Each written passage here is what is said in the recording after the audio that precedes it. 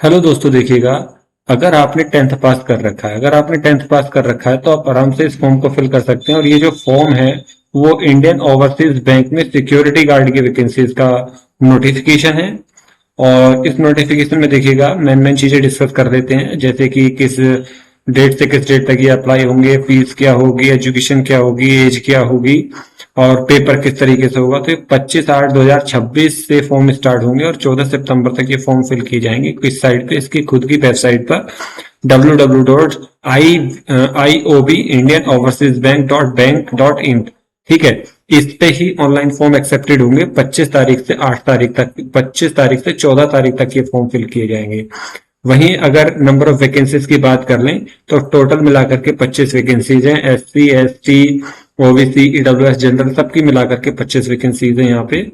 और देखिएगा आगे चलते हैं, इसकी बात कर लेते हैं एलिजिबिलिटी की। तो सिटीजन ऑफ इंडिया में क्या है, ये क्या कहते हैं, सिटीजन ऑफ इंडिया होना चाहिए।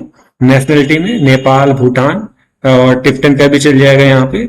एज का अगर फैक्टर करा जाए, एज का क्राइटेरिया तो 18 से 26 साल है। ठीक है, एज जो है 18 साल से 26 साल तक आप आराम से फॉर्म फिल कर सकते हो। ये यहाँ पर 18 से 26 साल का, ठीक है, 18 साल से 26 साल तक आराम से ये वाला फॉर्म फिल किया जा सकता है। वहीं अब बात कर लेते हैं एजुकेशन क्वालिफिकेशन की, जो मोस्ट इंपोर्टेंट पार्ट है इसका।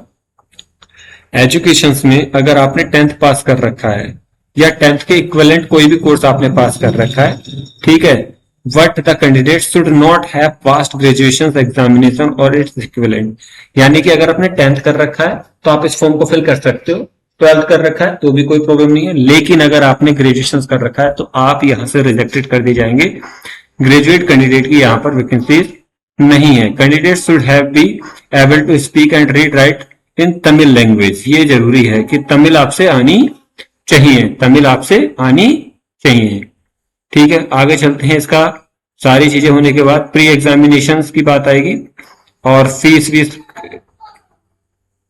ठीक है, अब यहां पर जो सिलेक्शन प्रोसेस होगा वो यहां पर देखिएगा, ये मेन है पढ़ने का।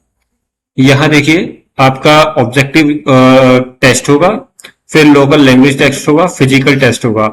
80 नंबर का आपका टेस्ट होगा जो MCQ बेस्ड टेस्ट होगा आपका। ठीक है, और 20 नंबर का होगा लोकल लैंग्वेज टेस्ट होगा आपका।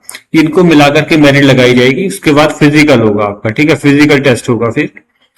ठीक है, फिजिकल फिटनेस में देखिएगा यहां पर दे रखा है पूरा का पूरा सिस्टम।